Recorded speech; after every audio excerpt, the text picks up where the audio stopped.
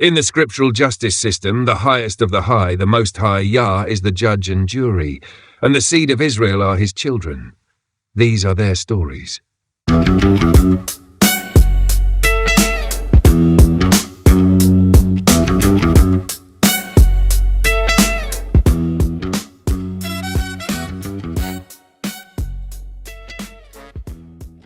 Part 5. Echoes and Survivors, 1800-present. How the machinery was shut down on paper, but its effects kept hunting the children of Israel across oceans and centuries. 1. The paper end, 1800s. By the 1800s, the Iberian world was changing.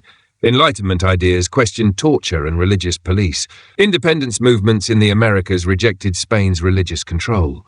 The Inquisitions were formally abolished. Portugal 1821, Spain 1834. On paper, the Holy Office disappeared.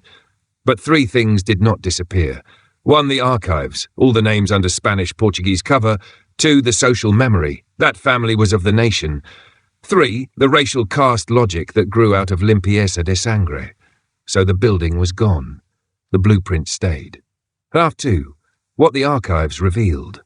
When historians in the 19th, 20th centuries finally opened the boxes in Madrid, Lisbon, Mexico City, Lima, Seville, they found trial after trial of people with Spanish or Portuguese names, accused of observing the law of Moses, sometimes describing grandparents from North Africa or earlier from the land of Israel.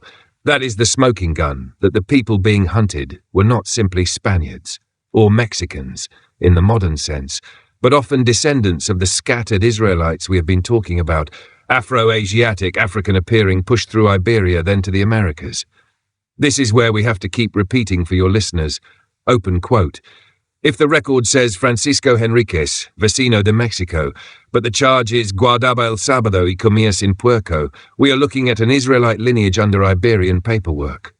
Close quote. 3. The American Mirror, Rome 2.0. Even after the Inquisitions ended, the method kept showing up in the Americas.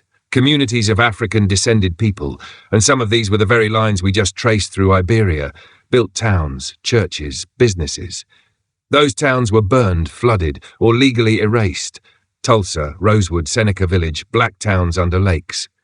Property was seized or devalued. Records were mislabeled or destroyed. That is the same three-step we saw in Iberia. 1. Mark the people. 2. Accuse or pretext. 3. Take the land wealth. So when we teach this, we can say, open quote, what you saw the Spanish and Portuguese Inquisitions do to Israelite-descended families in the 1500s is what later American systems did to black Israelite-descended communities in the 1900s. Different language, same spirit, close quote. Survival pockets. Despite centuries of pressure, several groups kept pieces of the old way. 1. Portugal, Belmonte Crypto-Hebrews, families who for 400-plus years lit Sabbath candles inside clay pots so no one would see, prayed to the Elohim of Israel, and only in the 20th century told researchers who they really were. 2. Brazil, Recife, Bahia, descendants of new Christians who remembered they were da nação, of the nation, meaning from the Israelite nation, not just Portuguese. 3. Mexico and New Mexico, families with Friday night candle traditions and pork avoidance whose ancestors appear in 16th to 17th century Inquisition files. 4. Ethiopia, Horn of Africa, maintained Torah-like practice outside of European control. 5. Afro-diaspora in the Americas, read Deuteronomy 28 and recognized their own captivity, forced renaming, child stealing and land loss, and reconnected themselves to the children of Israel. All of these show the line did not die. It hid. 5. The Islamic side echo. We said in Part 2 we would not forget the Arab-Islamic hand. The trans-Saharan and Indian Ocean trades lasted into the 19th century. Captive black Afro-Asiatic peoples were renamed with Arabic names. Many were cut off from any older Israelite identity they carried. So today, some descendants in East Africa, Sudan, the Gulf and South Asia appear only under Islamic names.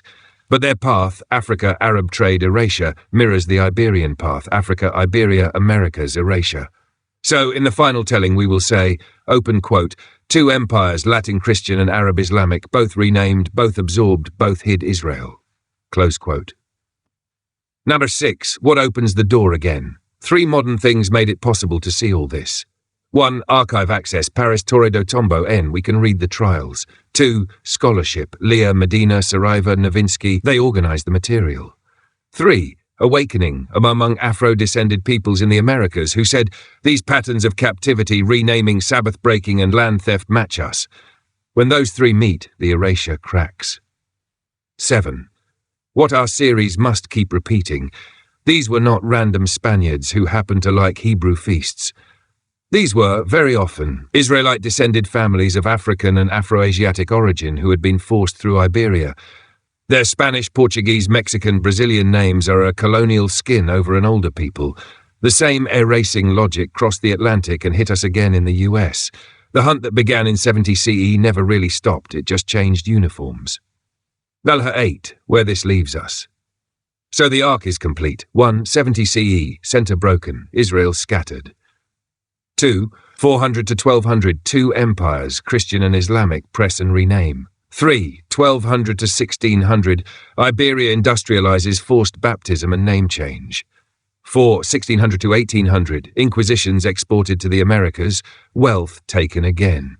5. 1800 now, archives open, descendants awaken, pattern exposed. Welcome to Yah and Order. I'm just flying high on my horse. I live by peace while you incite wars. I just mind my business, I just mind my business. While you just in your feelings, you just in your feelings.